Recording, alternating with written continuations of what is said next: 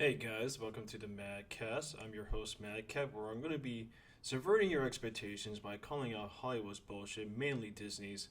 And today we're going to be breaking down the performance of not only Star Wars Episode 9, The Rise of Skywalker, but we're going to look at the Star Wars sequel trilogy as a whole in box office performances. So, this is something I've been wanting to do just to kick off the new year and just trying to check for chat traffic. No viewers, that's fine.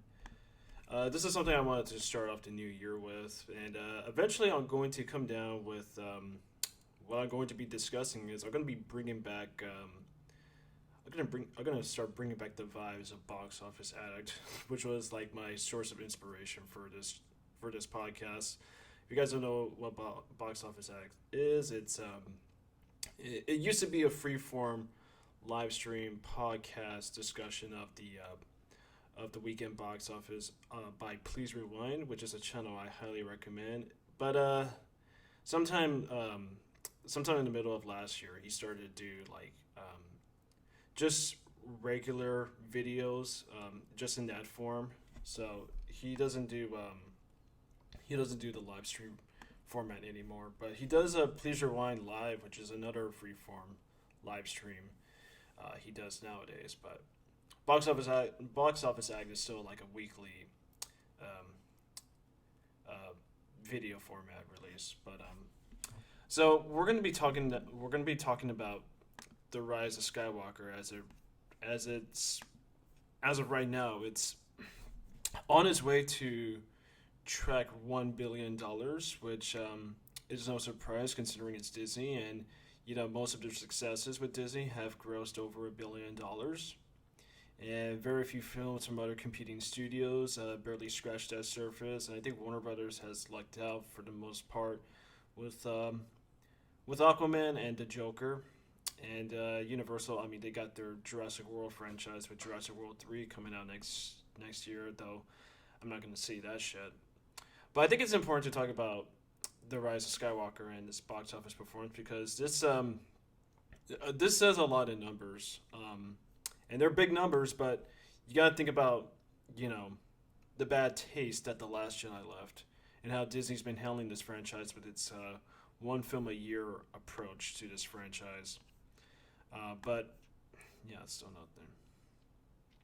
So we're gonna start off with the Rise of Skywalker and how it performed over the holidays and in its theatrical period.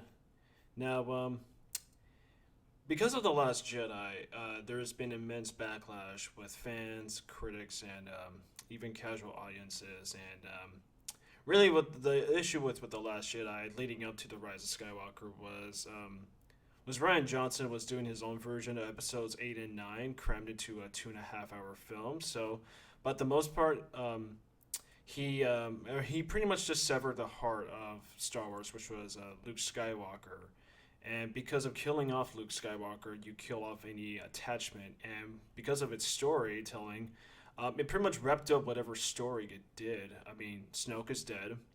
The First Order, I mean, they're still supreme, even though they're in shambles, despite the efforts of the Resistance. And the Resistance is down to 20 people, and Rey's the most OP Jedi ever.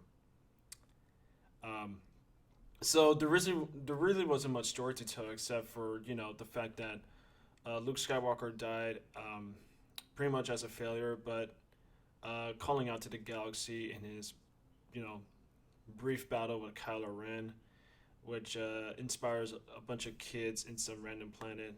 Well, not really random, Canto Bight, to who want to mobilize and want to fight against the First Order and the dark side.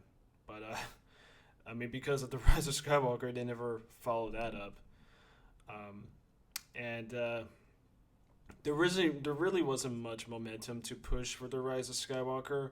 We knew that they had to conclude this trilogy in some way, even though really there wasn't really much of a story plan behind this entire series of films, and it just goes to show pretty much like the bad planning, bad oversight from Lucasfilm, clear creative decisions given to the filmmakers behind these movies, and the treatment of Star Wars and its integrity, universe, and lore and characters, what it meant to a lot of fans. And no, it's just not nostalgia goggles, though it is kind of weird in some way where, and it's also creepy at the same time where Hollywood goes out of their way to recreate their franchise films with closest of reverence to appeal to those nostalgia driven fans. But really, it's they kind of just do that as a way to just kind of kill your attachment, like they did with Terminator Dark Fate, where it opened where instead of just that catharsis of T2, that emotional ending, um, it it pretty much it completely destroys the ending and impact of T2 by just killing off John Connor in a way where in that opening scene how it just closely captures T2. They just went on to destroy everything you love about Terminator from those two films, and I find that very creepy and just unsettling that Hollywood would do that as a way to just kind of cashing on these franchises in any way they could. But I think we should just talk about the weekend box offices of The Rise of Skywalker. So, in its opening weekend, we know that since the final trailer was debuted on the internet, there's been a lot of front-loaded articles just pushing how The Rise of Skywalker was the best-selling best-selling film in ticket sales on Atom, which is a movie ticket app, and it was going to track its way to make maybe not 200 million, but 190 million. It was on track to make 190 million, and it had a stellar opening. It had a stellar opening day on its debut. On its opening day, oh god, let me go back. I mean, this was the opening day was about Infinity War Endgame numbers. Yeah, right here. Yeah. So its opening day, let's see here, just making sure I read this correctly.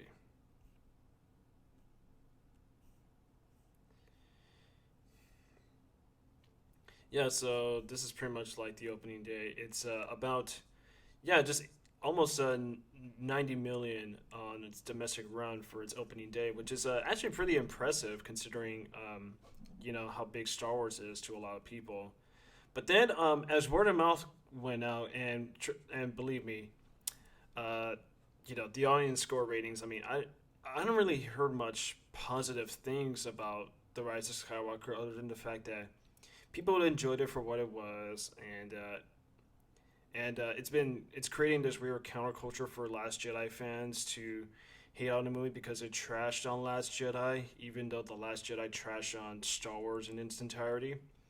And so, yeah, if you guys know about I don't really follow Rotten Tomatoes all that much, but the film stands at like a 55% of critic ratings on Rotten Tomatoes, but somehow it's still at a higher aggregate percentage of audience ratings than The Last Jedi. But word of mouth really shows that you cannot always trust the Rotten Tomatoes ratings, and it had a steep second day opening, just about 50% from its first day, 47 million, and then lastly. The numbers still stayed the same, though slightly less on Sunday at 40 million. So, yeah, for that total of its opening weekend, let me go back. So it was at 177 million on its opening weekend, which that's about Civil War numbers. Now, Civil War was you could argue Age of Ultron or Civil War was like the sign that the Marvel films weren't appealing much as they did with that first Avengers movie. But they were able to pick themselves up slowly with the standalones that followed with Doctor Strange, the Guardians films, the Guardians of the Galaxy 2, Thor Ragnarok, Spider-Man. and it was all building up to Infinity War. And what pushed it to just to its immense success with Infinity War was just they weren't just only standalones. They were able to include like some of the big players of the MCU, like Tony Stark and Spider Man, the Hulk and Thor Ragnarok, and across and even Doctor Strange too, between their two films, Ragnarok and Doctor Strange's movie. And so yeah, there was a lot of like factors that played into those movies that later ultimately build to um, Infinity War, and also Black Panther being like this big superhero event for not only just for its target demographic, but for a lot of people who want to see like an African American superhero, and that blew up pretty well, making $1.3 billion, and then it pushed to Infinity War, making just about $2 billion, and definitely eclipsing Civil Wars, Ultron's, and the first Avengers opening weekend numbers, which was pretty impressive. So this is a lot of money. I'm not gonna knock down on the Rise of Skywalker, but the facts are in the weekend for Star Wars is the opening. It's pretty big. That is a lot of money. That is just about like close to its budget at that point. But you also have to consider factors in its overall success. Like internationally, the movie didn't do very well. In China, of course, because China doesn't respond well to Star Wars films, especially these current films. Where Force Awakens, while still not a stellar performance in China, it made the most. It made the most of its run compared to the later Star Wars films across China. And now this was still like it's not as bad as Solos, but this is still pretty low for these mainline series of films that are trying to follow up from the original trilogy. And it just goes to show, because when you look at Force Awakens and The Last Jedi, and I think, let me go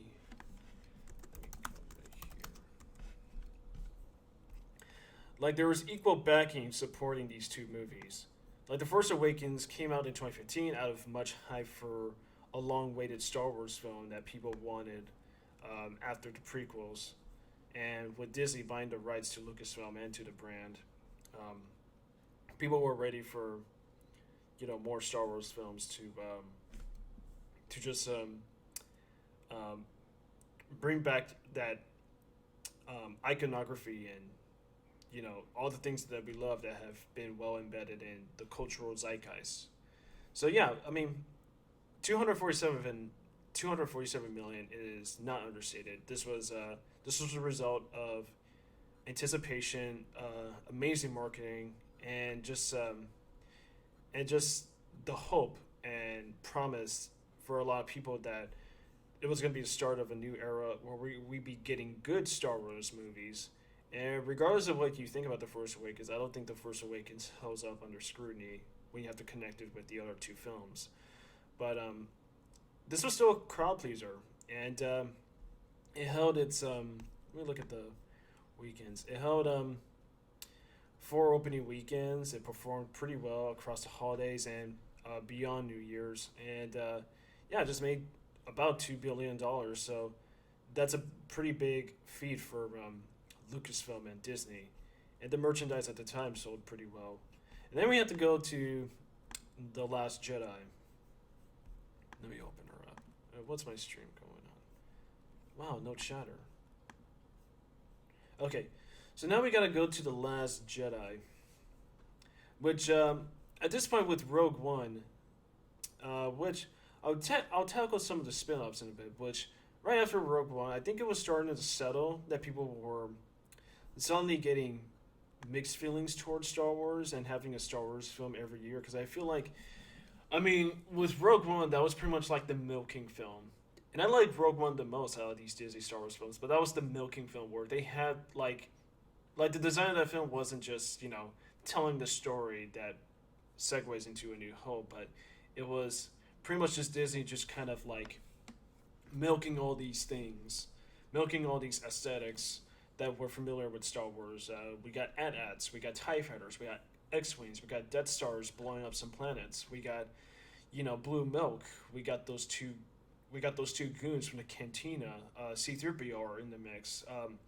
That was definitely like a milking film. I would definitely dub it as that. It was a milking film that pretty much just kind of like cashed in a lot of everything we love about Star Wars, but and that just pushes into the Last Jedi. And I was at that point where I was starting to get a little fatigued with Star Wars.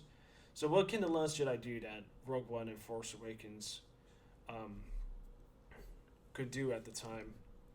But I mean, there was still high anticipation. I mean, J.J. Abrams held the film, and J.J. Abrams has been pretty much a figure of criticism for a lot of audiences, and I don't particularly find J.J. Abrams to be that good of a filmmaker when you look at the Star Trek films. I think the closest that comes close to greatness would be Super 8, and that's not an entirely good movie um, in retrospect. And so bringing on Ryan Johnson was definitely a bold choice to hire to direct a Star Wars film, because he was just along the lines of a lot of indie small um, studio filmmakers who turn out like one or two projects and then they're capable to take on a blockbuster. And not only Ryan Johnson had like a couple of films up his sleeve, he had directed a couple episodes of Breaking Bad, so there was a lot of backing for Ryan Johnson on The Last Jedi.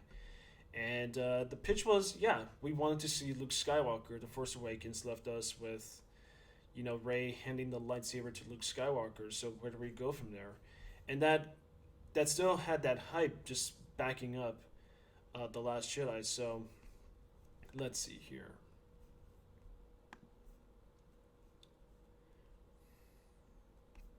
Ooh, wait, whoa. That's not what I'm looking for. Oh, crap. Life was a lot simpler when Box Office Mojo didn't have that stupid IMDb Pro bullshit overhaul. I'm just trying to find. Oh yeah, I was there. Jesus.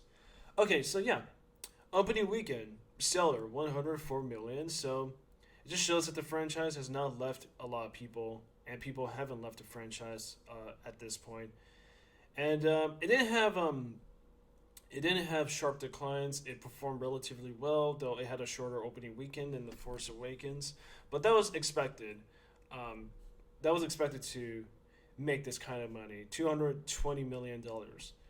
But then when you look at its next performances, its second weekend opening, and because of the word of mouth from The Last Jedi, and I particularly don't like the movie, it dropped 67.5%, which was a huge steep in box office numbers in terms of performing after its opening weekend. And this is about Batman v Superman's opening second weekend drop on that tier. And yeah, it just goes to show because of what Ryan Johnson wanted to do with Star Wars Luke Skywalker, it really divided a lot of audiences and fans, and created this mixed word of mouth. And now it's pretty much just negative word of mouth at this point, where the box office returns are being reflected by word of mouth, and because of the holidays, where we have Christmas and New Year's, it did give it that boost, and it still performed almost as well as The Force Awakens, but it just needed the holidays to give it that little financial boost in ticket sales. But yeah, 1.3 billion. Let's see. Yeah, here we go. 1.3 billion. And this film also was another failure in China and some overseas markets. And The Force Awakens grossed 1 billion in its international poll. So yeah, 1.3 billion. That's still very shy away from The Force Awakens total, which is I mean, it is expected. You wouldn't really expect The Force Awakens to perform. I mean, not Force Awakens. You wouldn't expect The Last Jedi to perform equal numbers as The Force Awakens, and neither when you compare it to Age of Ultron and Avengers, or even Jurassic World and Fallen Kingdom. But when you look at those two films and those two franchises, they weren't that far off from their record pull, because I think Jurassic World was just 200 million under, and same with Age of Ultron. So those are still pretty good numbers when you compare them back to back. But this is a pretty big drop of from like under The Force Awakens, just 700 million. That is a lot of money, just under. But it still gathered a profit. It still made money for the studio, and but there was a lot of negative word of mouth with The Last Jedi that carried over into 2018 and 2019, and it did hurt Solo when that film hit theaters of May of 2018. But regardless, it still made a profit. But it was still a sign that how Disney was handling the franchise wasn't appeasing a lot of people, and that factored into Solo just not performing as well. And wow, $317 million for its budget. That's pretty big. Because initially I read it was just 200 million, but wow. But yeah, that factored into Solo, which led to the first bomb for the Star Wars franchise to ever happen in movie history, and it was a colossal flop. Like they put so much money into the reshoots, firing Phil Lord and Chris Miller, and then hiring Ron Howard to shoot just about 90% of the film with the extra money given for reshoots. That really hurt any sort of promise of box office pull to help make its break even point, and it didn't. But this was a huge factor to now we can view this Last Jedi. Now this factored in on what we can view would be, just the decline of any sort of investment into the sequel trilogy, which was the Rise of Skywalker. So after its first opening weekend, it had sharp, steady drops, about 50% off drops. Now, when you even compared to the opening weekend, that's not as significantly high as the drops as that first drop in The Last Jedi, but it's all determined by word of mouth and how audiences are viewing these films and how international markets, because the international market is pretty abysmal compared to The Last Jedi and The Force Awakens. 485 million, and this film had failed tremendously in China and I believe Russia, because of the reasons why it failed in China was just with The Last Jedi was pretty much just pandering to Chinese audiences with the character Rose, and Rose. The actress who plays Rose is actually Vietnamese, so that was a huge miscalculation on Lucas's film's part by hiring a Vietnamese, and I know China and Vietnam are at a pretty are at conflicts with each other in terms of like governments. But so yeah, its later weekends had significant drops. I mean, 50% off, even though at number one. It's at number one. I mean, that's a good mark for the film, but having these steep drops for the next two weekends is it's pretty damaging to its box office pull. And yeah, just like The Last Jedi, it underperformed from its opening weekend until when it reached like Christmas Day and New Year's Day. So it did rely on those two holidays to give it that push, that just sort of that momentum to get more ticket sales in numbers or whatever. But since the holiday openings, it still performed significantly less and less and less as the days go on until you had New Year's following up, and then at some period I see in the first weekend of January it did have some pulls, but it was still performing less and less than its predecessors, and it's ultimately going to be the weakest grossing Star Wars film of this trilogy. Not including the Disney spin-offs, but as a trilogy. This is going to be performing like Attack of the Clones numbers when you compare it to today's inflation. And now, when you look at the prequels, let me just Let me just type it in. Star Wars prequels. No, sorry. Star Wars. Star Wars. Whatever.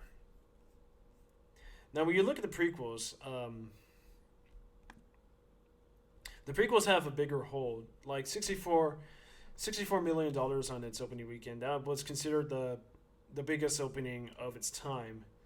But, you know, even despite word of mouth for the Phantom Menace, it still was able to get enough of its box office traction to, perform good numbers for the franchise, and, just near close to $1 billion. I mean, that's not bad.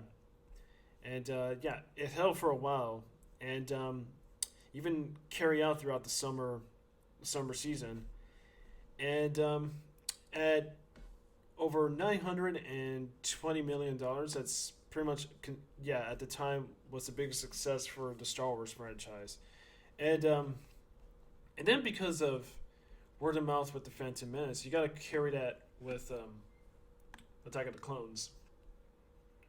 Now, let's see, where the fuck is it?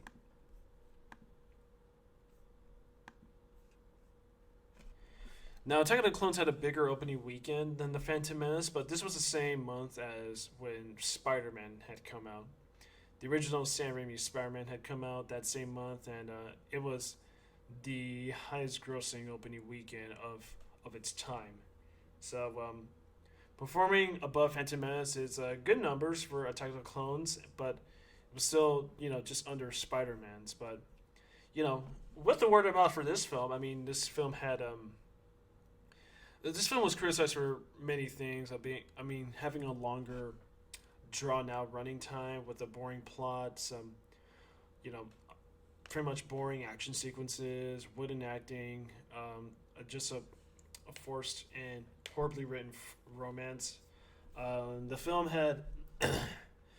underperformed at $649 million. Now, this still gained a profit for the studio, but when you gotta consider all factors with Attack of the Clones, it didn't resonate well with fans, and already at that point, fans were already kind of not being sold on the idea of the prequels after the Phantom Menace.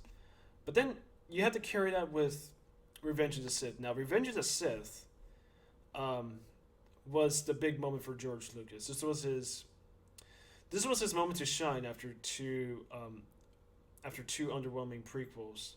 And this was and whether you liked the Revenge of the Sith or not, this was a film that George Lucas felt confident in the story he wanted to tell, and it had a lot of writing into it. It had, superb marketing. I think the trailers stand out well even for today, and just slightly shy under Spider-Man. It was the first Star Wars film to gross $100 million in its opening weekend, and it performed much better than Attack of the Clones, with $850 million worldwide, which is still under the Phantom Menace, but pretty damn close. And when you consider all the things that were backing up on this film, people were more sold into this film than Attack of the Clones. And I think that reputation still remains to this day, because I see a lot of tweets where people are talking endlessly about how Revenge of the Sith is their favorite Star Wars film, which I kind of agree. I don't think it's the best Star Wars film. I don't think it's as good as, what you can consider the good Star Wars films that we've gotten so far. It's a mixed bag for me. There's some good stuff, but then there's a lot of bad stuff, but I won't get into that discussion. But regardless, at the time, this was still beloved by a lot of people. It had stronger critical word of mouth than the last two prequels. And so that gave it that boost, that promise that people were going to see like a proper Star Wars film. And yeah, performing better than Attack of the Clones shows the Star Wars brand does have some power for its audience. But then when you compare Revenge of the Sith to The Rise of Skywalker, this is pretty dismal, because The Rise of Skywalker didn't have much of a marketing. It didn't have much of a story being pitched to the audiences. It was just like, the characters are back from The Force Awakens and Last Jedi, and they had to fight Kylo Ren again, but I mean, that was it. They were just sold on the same concept of what's the real story, and there wasn't really much of a real story being pitched for audiences. We all know that these characters are back, and then the Emperor is suddenly back, and that turned a lot of people off because of even if even if you could take these numbers into facts, these box office numbers, um, like quality's sake, it just shows like the franchise was already running out of ideas, and there really wasn't much momentum doing any justice for the Rise of Skywalker.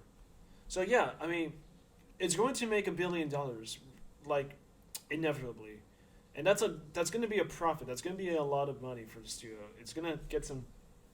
It's going to get some revenue for Lucasfilm, but already articles.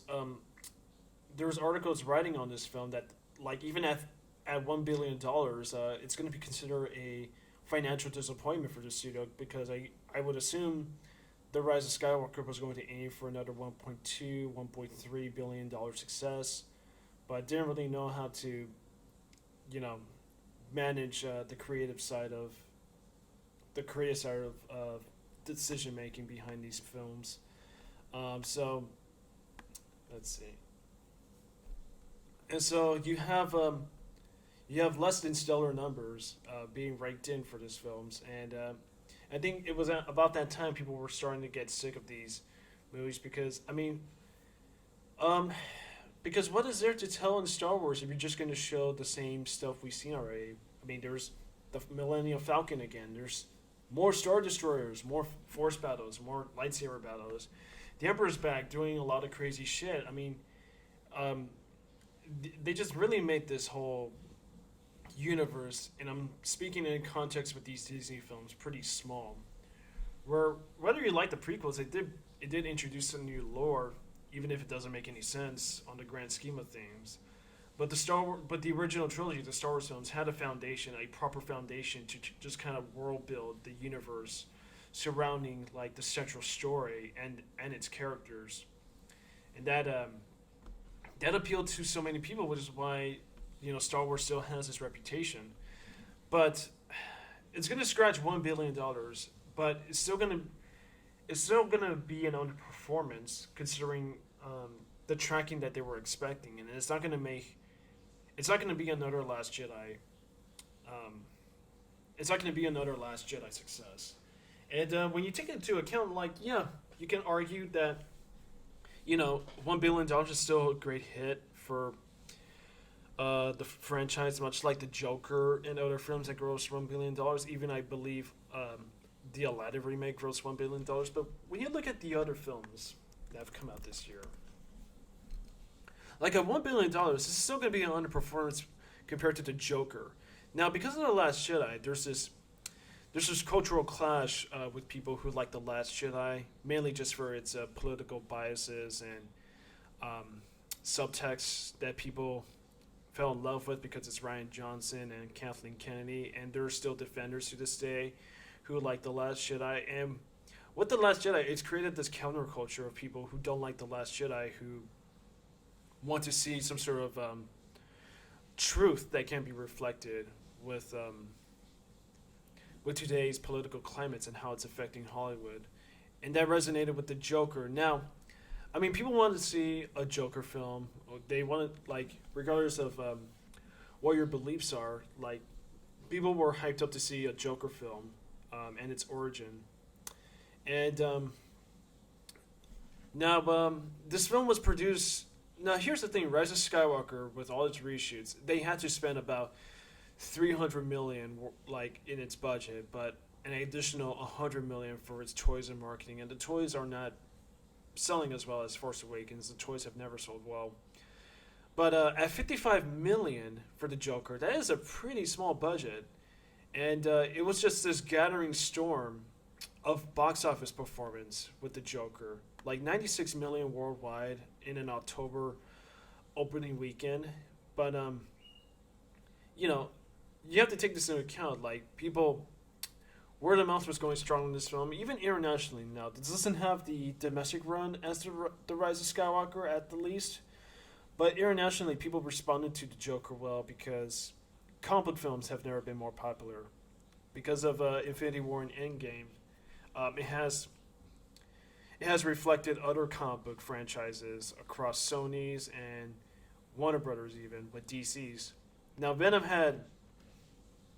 was a surprise success. It made 800 million with a $110 million budget, and this goes to show like when you drop the budgets down, where you don't have to market a superhero film being this over extravagant light shows with beams in the sky and aliens and faceless soldiers, where a couple of superheroes have to fight against. It just goes to show you can explore certain areas of comic book stories and characters, and its brand recognition. And at 1,066,000,000 is a phenomenal success for the Joker, and it's about on par with Endgame, because this is a now Endgame was expected to be a bigger hit than Infinity War, but this was a surprise true to force like performance for Warner Brothers and for DC. So comparing that to the Rise of Skywalker, it's not going to be as profitable as the Joker, because there was a lot of money writing into the Rise of Skywalker. There's a lot of factors that played into its underperformance. Now, it will scratch 1 billion regardless, but you would have to consider the state of the franchise where it's at. I mean, there really wasn't much left, mainly because of the direction that Lucasfilm wanted to approach with this franchise. Is milking the same aesthetics without much evolution. When you see the timelines between the sequel trilogy and the OT, I mean, there really wasn't much growth or sense of discovery that made the original trilogy stand out the most in film history and in the cultural zeitgeist. So, at the end of the day, it just pretty solidifies its run. There's no way, even if you make a standalone film. I mean, Star Wars will have the brand appeal to get seats filled up in the theater, but it's not going to resonate well with audiences, because unlike the Marvel Cinematic Universe and some of the DC films, like they took a lot of inspiration of its history of comics, stories, and these arcs that had lasted for decades, since the original inception of these classic comic book characters. But with the Disney trilogy, they erased the EU, and only to cherry pick aspects of the EU to just kind of like re-envision it into pretty much the Disney Foundation, and it didn't resonate well with a lot of fans and for audiences who consume the expanded universe, because even when you say like even when you compare these films with the original trilogy, the original trilogy had no EU. It started from where it began, and it became this cultural phenomenon that paved way to expand the stories that you could tell within the Star Wars universe. And pretty much with the Disney trilogy, they erased the EU only to make way for additional ancillary media that you have to read in order to understand the films, which doesn't really work, because these films need to stand on their own. There has to be a complete and coherent story behind them, and as a trilogy, a coherent vision. Whether you like the prequels or not, George Lucas had a vision. He had a vision that he felt confident in telling with Revenge of the Sith. And Revenge of the Sith put Star Wars into another level, mainly to the fans of those movies. And there really wasn't much of a vision going on behind these films, and there really wasn't much of a theme or message to say, other than just, if you're looking at The Last Jedi, just to kill the past to make something new. But The Last Jedi never did anything new. The Rise of Skywalker is pretty much a product of the things that people criticize on The Last Jedi. But as a whole, there really wasn't much material or a sense of a good story that could leave Star Wars feel fresh and new again. And it's been reflected in the box office. And so, yeah, Lucasfilm and Kathleen Kennedy will make their $1 billion and some profit off that $1 billion tracking. But it just goes to show you can't really make a Star Wars film every year. You can't really sell a Star Wars movie that could resonate with a lot of people if you don't have a good story or a creative team behind it. Because these movies could have done exactly what Avengers Endgame did. Was just the achievement of a decade's length of work on establishing the Marvel Cinematic Universe, and under good oversight with Kevin Feige. And yeah, I don't know what else to say. It's just you know, the mighty empire is slowly falling, and it's going to take some time for the empire to rise up from the surface of Exegol, much like in the Rise of Skywalker. But I mean, that's pretty much it I have to say about Star Wars and its box office. But tell me what you guys think. Like, comment, and subscribe. And be sure to follow me on MadCast Productions on YouTube. And feel free to follow me on Twitter as well, where I'll still continue to subvert your expectations by calling out Hollywood's bullshit, mainly Disney's. But thank you all for watching. And if you do have some notes or you'd like to add some things in the box office, yeah, feel free to comment below. I'll probably get back to you. But until then, happy 2020 to the new Roaring 20s, as I like to call it. And I'll see you folks around with a couple more videos in mind.